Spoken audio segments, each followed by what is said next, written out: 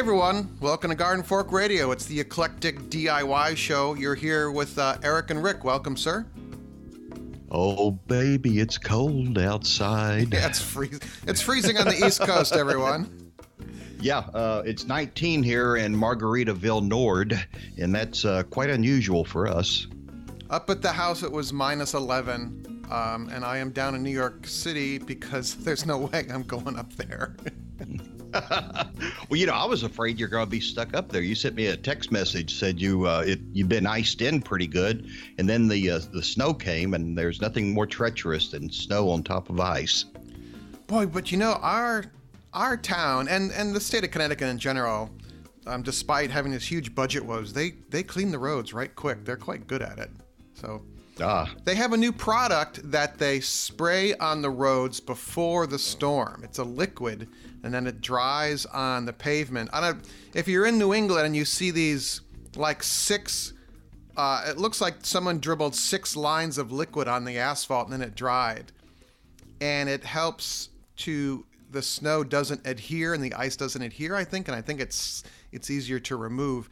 And this same product you can now buy for your own house in gallon jugs. I saw it in the A.M. Leonard catalog, which is a garden, like horticultural landscaping and garden tool catalog. So I was intrigued by I've never even heard of that. Yeah, it's A.M. Leonard. Yeah. A.M. Leonard. Oh, the amazing tools. Like if you want, if you want a rake that doesn't break, you buy it from A.M. Leonard. It's not cheap, but it'll last forever. Wow. I've gotten a number, and they actually have some very interesting kind of snow pusher shovels that looks like it'd be perfect for a sidewalk. And again, it's not cheap. It looked like it was like $50 or $80, but I might buy one because it's easier than breaking your back. So. Yeah. Well, I usually just rent kids. There's always a few kids in the neighborhood want to make a little money, doing this driveway or something. Perfect. Say, sure, you go right ahead. Old men like me, I don't need get a heart attack out there. Yeah. I guess this is probably our last Garden Fork of the year, isn't it? The last of 2017, yeah. Yeah. So my birthday's on the 31st. You need to wish me happy birthday, everyone. Happy birthday, Rick. Thank you so much. Will we be celebrating your birthday on Facebook? Do you actually divulge your birthday on Facebook?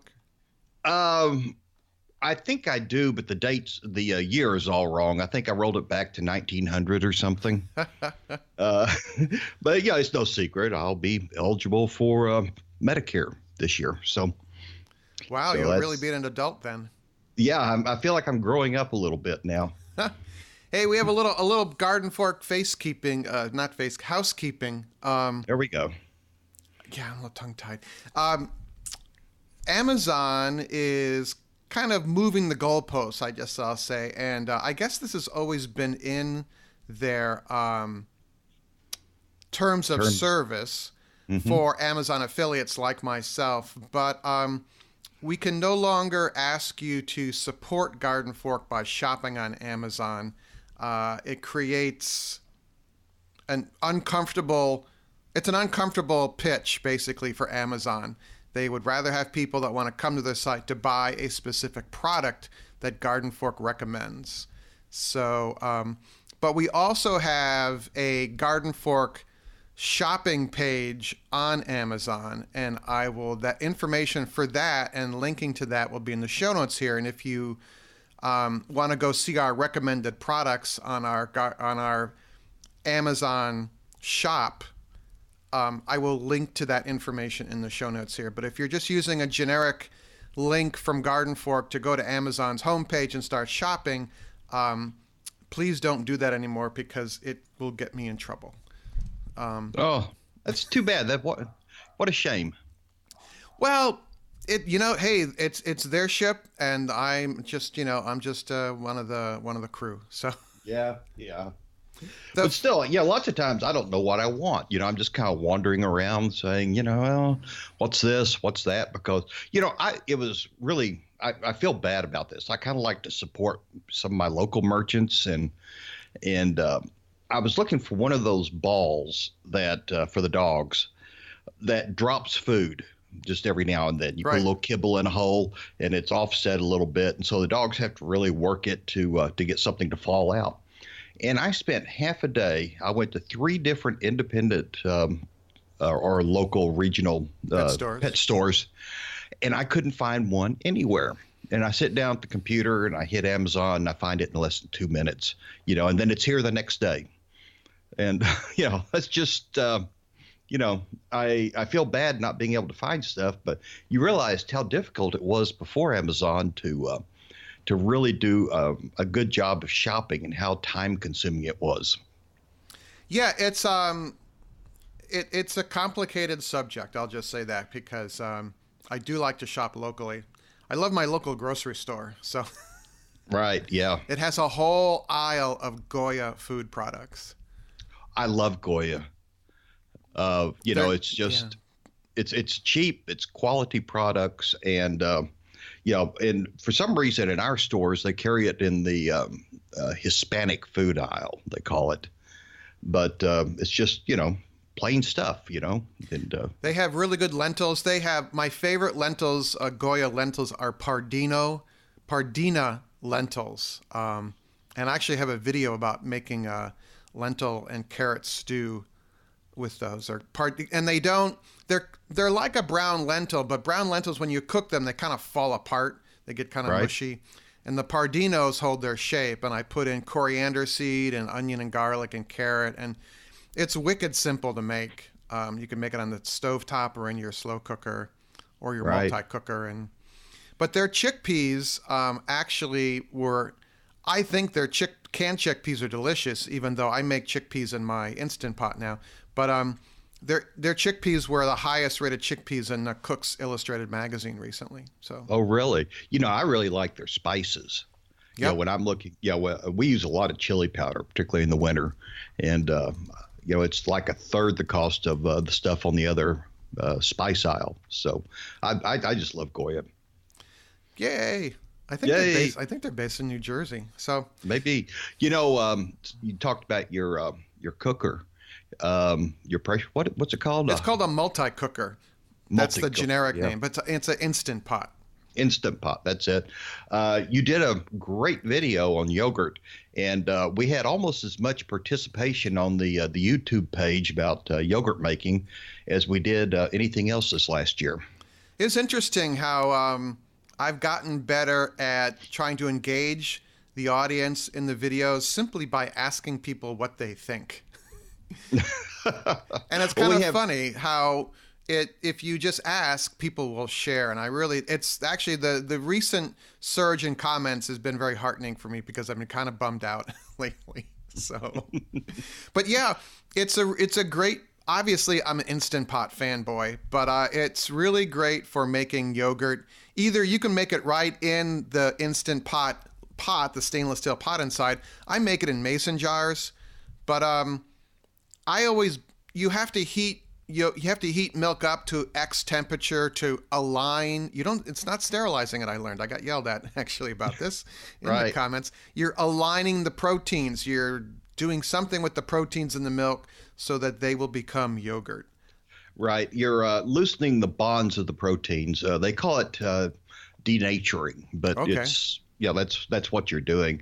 And if you don't heat it up to a certain temperature and hold it just a while, I think it's about 85, and hold it for 15 minutes or so, it's not going to give you good yogurt. One of the other things we noticed is I thought I was really rocking it with my little 6-cup yogurt maker, is if you use too much starter, you'll end up with very watery yogurt because the bacteria in the yogurt eat up all the lactic acid, and then they starve to death, and so they don't have time to make make any of the good stuff.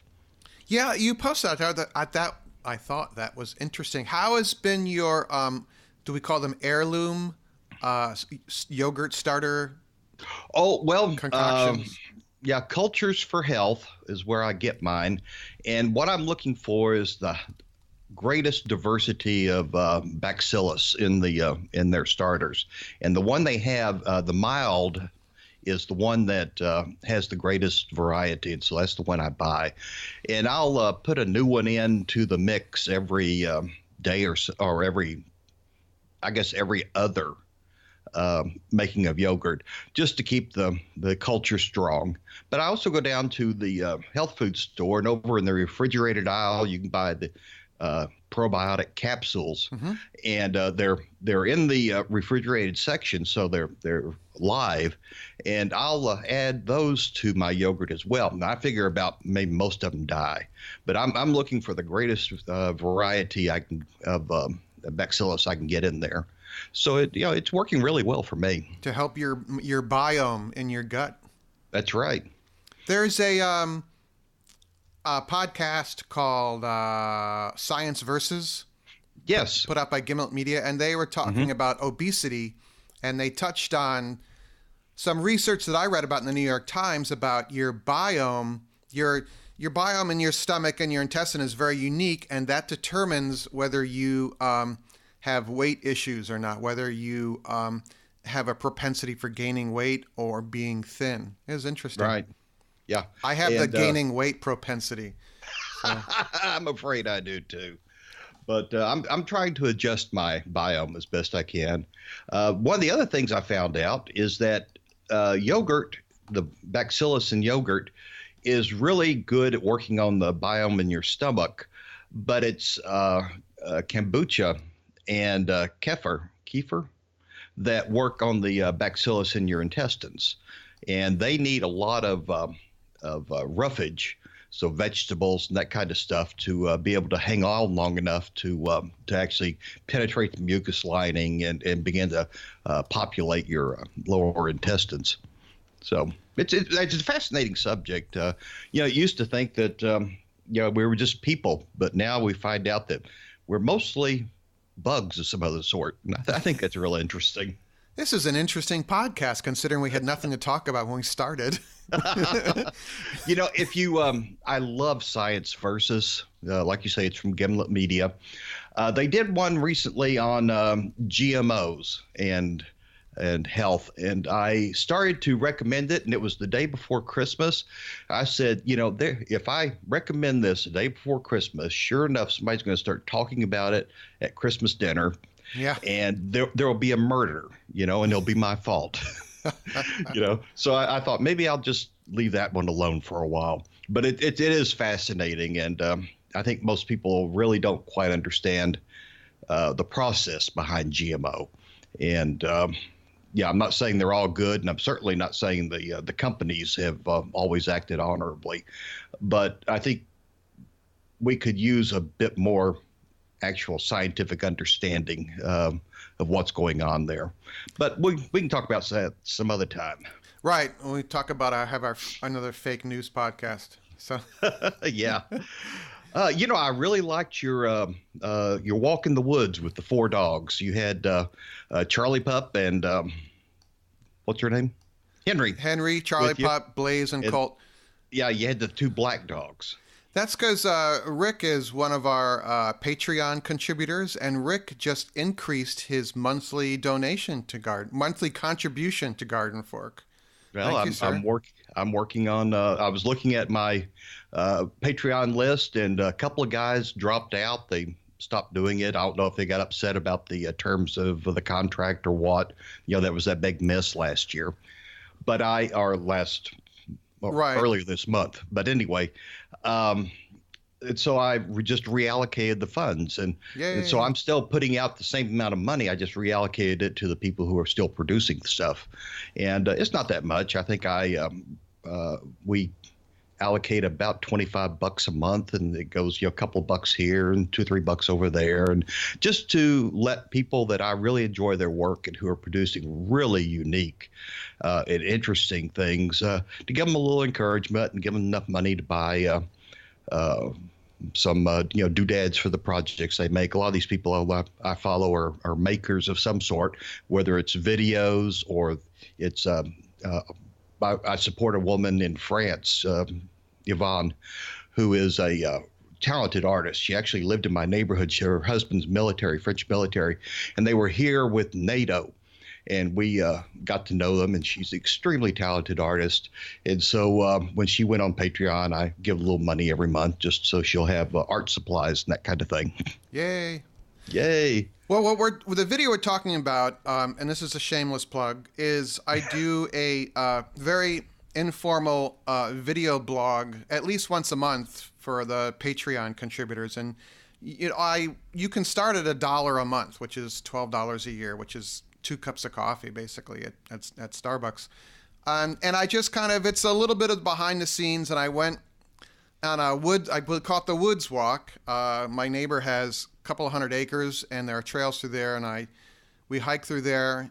And I just kind of walk through with the dogs, and I just kind of ramble. I just shoot it with my phone, and it's very unproduced, and it's just one of the things I share, a kind of little behind the scenes thing. But yeah, it's the dogs are fun. They love the 2 black labs get along with my 2 yellow labs, and they like to go dig for mice, and they find a pile of leaves or a pile of sticks, and there's a mouse nest under there, and they all kind of go berserk about that. And right, digging around and eating dirt, and I don't know what that is about eating dirt. Actually, you asked on the video.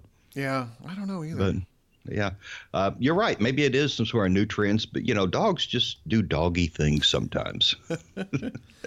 So, if we want to move into the technology department here, you got an Apple Watch.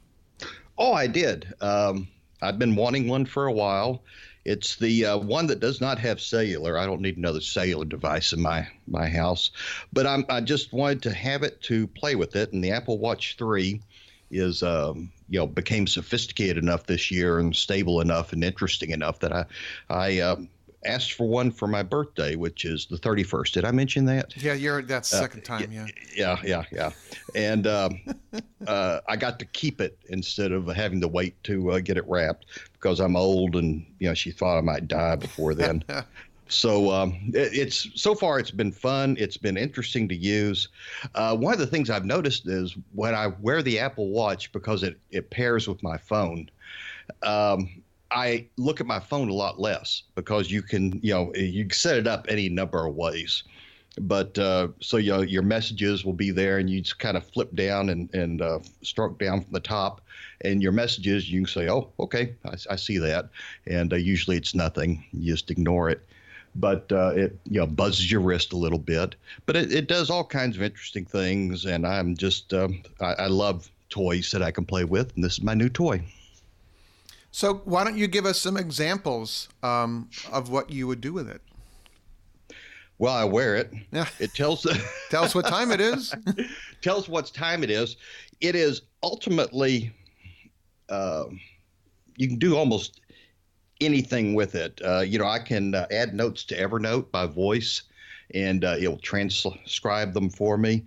Of course, it's got the weather. I can even get my weather radar app to display on the phone. Does it have Siri built into the watch? Yeah, I haven't really. I'm not a very verbal person, and I never say that much to Siri. Lots of times what I'll say, I'll just tell her, Siri, new note, and then whatever the note is, and she'll put it in the Notes app in Apple, so that I can. When that happens a lot when I'm listening to podcasts, and I just want to remember the name of a podcast they mentioned, or someone to look up, or whatever. And so I haven't used Siri that much, but right now I've got sunrise and sunset on the main dial, on the main face, the temperature outside, and the time in London, which I'm always, I'm a Zulu guy. I like to know what time it is in London, so I can. It's a radio operator thing. You have to understand. But and some of the faces they have are just amazing. You can actually see the world spinning and the weather patterns, cloud patterns displaying on the dial. It's a lot of fun to play with, and I'm not sure it's that much more sophisticated than just a regular old watch, but I like it. Is it does it also do Fitbit-like things? Oh, yeah. In fact, there are more apps and functions for Fitbit-like activities than anything else. And the watch is waterproof, and it knows when you're swimming, and it closes little ports to give it a little waterproof and that kind of thing. Wow. When you get out of the water, it buzzes real hard to shake the water out of the speaker. Ah. Wow. And so it's tracking my activity all the time. It knows whether I'm riding a bike. It knows if I'm walking. Running's pretty much out of the question anymore right. with these knees. But it knows when you're swimming. And if you're in a wheelchair, you tell it you're in a wheelchair, and it will keep track of your fitness anyway. Huh. How far you rolled, that kind of thing. So does this segue into, you wanted to talk about the near fields communication chip again? And this is where I kind of blur out about what you're talking about. We talked maybe last time or time before last about near field communication chips, NFCs. And the idea that they're built into the newer phones, both Apple and Samsung, all the phones are getting them now. And this is where, you see at the grocery store or at Starbucks, or it says, tap, and it has a little picture. You tap your phone there, and it will take it out of your credit card automatically. And there were some questions that came up about how this is working if you put your credit card in another phone, and how would that change things? And what happens there is because it takes your credit card number and the serial number from the NFC chip, adds them together, and does some magic. It creates a pseudo credit card number that it passes. But because the serial number in your NFC chip is not going to be the same as your old one, it will be a completely different pseudo number. And so that you can move it around as much as you want. You're not going to confuse the machines. The other question was, can you have like a child, you give them a credit card for gas or something, and it's your number. Can you use the same number on two different devices? And the answer is the same. Yes, you can, because it's taking the serial number from the NFC chip, which will be different on either device, and then adding it to the credit card number, and then doing some math and logic to create two separate pseudo credit card numbers. And the whole point of this is security. If you use it and you tap, it creates a one-time connection and a one-time authentication, and even if someone intercepts it, they can't use it again. And so I'm really becoming quite concerned about the safety of our accounts and that kind of stuff. You really can't trust the big companies anymore to do the right thing. No. And I'm hardening my system as much as I can. In fact, I have an Apple Airport, the big Wi-Fi, whatever it is. Right. And I am looking at that and wondering how much longer they're going to support it. And, some of the attacks have been really sophisticated going after ports like that. And I'm thinking I might have to move some sort of mesh internet system eventually because, Google's making a good one. There are several now that are more sophisticated and I think better protected than my old Apple airports. Yeah, it's I actually just had to update the Apple airports because they blink yellow when they need a software update, which is basically a security update. Right. But yeah, the mesh network is in the future here. Well, that's good. So. Sorry, go ahead. No, I said I think so. Yeah. I think it's good to know that the communications chip is that sophisticated because it just seems like every time we turn around, we can expose ourselves here, and that's nice to know. And I will second that. Having my identity stolen, I had to deal with probably 20 different financial and business companies, and even like 6-9 months later here, I'm getting letters back, and they're like a photocopy generic letter that says, we can't help you. Right. And I'm like, wait a minute, you're the ones that gave these people an account. Yeah. and yes. Then dinged my credit report. So some of the big companies are just not oriented toward their customers. No. And you generally, like the rating agencies, you have absolutely no connection with them. They're collecting all this information. They're buying it on the internet. They're buying from each other, and they're buying it from Google and Facebook and all these people that are collecting even more information about you. And then when they get it wrong, they say, well, it's not our fault. Submit this form. We'll see if we can't change it for you. Yeah. In the meantime, they're dinging your credit. They're making it hard to get a car loan or something. That's the reason I have locked down our credit reports all the way around with every agency.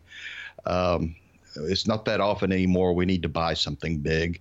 And if I ever do, I'll just say, which agency are you going to hit? And they'll tell me, Equifax or whoever.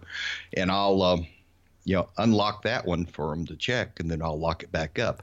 The bad thing is it costs between $15 and $30 every time you do that. Yeah, we're screwed. So yeah, we are. All right, more positive things here. I got a new cookbook for Christmas. I don't know if I've talked about this before, but there is a show on PBS called A Chef's Life, and it's about Vivian Howard and her husband Ben, who Vivian is from Eastern North Carolina, a small town, and she left there to make her. She basically couldn't wait to get out of the small town she lived in, moved to New York City, worked in the food world there, and then moved back to her hometown and opened up a restaurant, which was kind of like a New Yorkie restaurant and evolved into a restaurant, artisanal, I guess you call it seasonal local foods restaurant that highlights North Carolinian and Southern foods. And she has a PBS show out. I think it has 5 seasons now. And really? It's really good. You can watch it on the PBS app. You have to be a donor to PBS to watch the old shows, but I think it's $5 a month to become a member of PBS. So I am, and because I watch a lot of PBS, and I have the Apple TV box hooked up to the big TV, and I've watched all 5 seasons. And it's kind of a not really reality show, but she picks a kind of food to highlight in each show, but it also is kind of showing a day in the life of her life, dealing with her family and dealing with the restaurant and writing a cookbook, which is on the New York Times bestseller list now and is actually really hard to find in New York City. So I got a copy of it, and it is a big book. It's as big as Mark Bickman's How to Cook Everything. But it has a lot of recipes about Southern food and like classics, and also then Vivian's kind of take on classics. I guess modernizing them might be the word.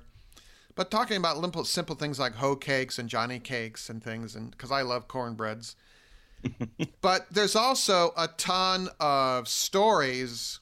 Each chapter has stories in addition to the recipes. And I haven't made any of the recipes yet, but I've been reading all the stories I've just stopped watching the news. So at breakfast, I read this cookbook. Oh, well, I think you're better off for it. Yeah. So it's called Deep Run Roots, and it is not the cheapest book in the world, but the photographs are really great, and it's just kind of it's a very honest but well-written story. Plus, some of the recipes look very good, so we'll be visiting some of those on the show. So. Oh, great! I have caught that on occasion. I haven't gotten the bug like you have, but it's engaging when I see it. Yeah, and it's shot really well too. They usually run, to geek out here, they usually run 2 cameras. That maybe they're like Canon. I think they're called FX300s, or maybe they're DSLRs. But it's just a really well edited and produced show. But it's not one of those like fake reality shows where they stage drama. It's just you learn a lot about what it takes to run a restaurant. Yeah, it makes me not want to. But also there's a particular farm they visit a lot, and the people there are featured as well. And the one guy, he's one of the farmers, walks around in his bare feet all the time, and it's just kind of fun. Apparently he's never heard of hookworms. Yeah, well, let's not get started on that, all right? Oh, okay, I'm sorry. We're keeping it positive. Right. You want to talk about the acorns? Yes, with Kathleen. So we have gotten we've done some email correspondence with Kathleen over the last couple of years, and Kathleen wrote in, and I'm going to pull out a quote out of her most recent email, but we're working on getting her to be a guest on the show. It's more logistics and how really bad I am at scheduling, but we were talking about ideas for the show, and I was thinking if you'd like to give me an address to send it to, I could send you enough of my acorn flour for you to experiment with making some bread with it or some other recipe. The process of making acorns into flour is pretty lengthy, though it's not really that much work, but I imagine some of your viewers might find it interesting to see you give it a try, just to find out that acorns can be made into food for humans. See, I always heard they were poison for humans. They have a high level of tannins, I believe. Right. But you will soak them in water and soak them out and get out some of the tannins. And there is also there's a bug that can work its way into acorns, and there's a way to remove that or just not use those. But I mean, when I'm in the woods, there's in the oak groves, I guess we'd call them. Those acorns are everywhere. And really? The turkeys are eating them and the deer are eating them, but they were a food staple for a long time in pre-modern food world. So I didn't know that. Yeah, so Kathleen will be on soon. Well, be I look forward to hearing her. You got any plans for New Year's? Yeah, the plan is to stay home. Yeah. I said that I have my watch shows me London time, Zulu time. One reason is we celebrate New Year's on Zulu time and then go to bed. So so that's like 6 hours ahead, 5 hours ahead? Something like that. Your Apple Watch can't tell you that? We don't stay. Yeah, it does. But we don't stand on staying up late to watch anything like that too much anymore, unless something really big is going on. But you have a big thing in your backyard, your greenhouse. Oh, yeah. Well, my little mini greenhouse that I did the double covers on. Uh-huh. I went out to check it a while ago, and it was 19 outside, and it was still above freezing inside. Wow, that's great. So I think I've kind of hit on something just to double layer it. And my Swiss chard and collard's going to get through this little period without too much trouble. Now, are the two layers of plastic right on top of each other? No, I went and got some, I think they're 1.5 or 1.25 PVC pipe and put stringers. I put the first layer on, then I put these stringers on top of it around the edges lengthwise. Right. And then I put plastic over the top of that and tacked it down with the stapler. So it's standing off maybe half an inch or so, but it creates a layer of insulation, dead air in there, and that's one of the best insulations there is. So it works pretty good. There's a YouTube channel by a fellow named Curtis Stone, who's a urban market garden farmer. I've talked about him before, but he has a video where he talks about his greenhouse. His fixed greenhouse has a plastic double-lined wall on it, and they have a fan connected, and the fan pumps air between the two layers of plastic to form a kind of an insulating air barrier. Yeah. Well, so you kind of blow it up. Go ahead. Oh, so you kind of blow it up like those structures they put over tennis courts during the winter, that kind of thing. Right, except the air isn't pumped into the general growing area. The air is pumped between the two layers of plastics. So it's kind of, and I've seen that in a number of, I guess they're called row tunnel houses or giant hoop houses that I've been in. I will link to that in the show notes here. I will type that in right now. Curtis Stone video. He's a neat guy. I've learned a lot from him, and I'll never be a market gardener, but I had aspirations at one time, but I think I've given up on that. I have we got a number of emails, but I got one from Susan about a Puerto Rican roast pork shoulder to make in my Instant Pot. So that is something that to do on the to-do list.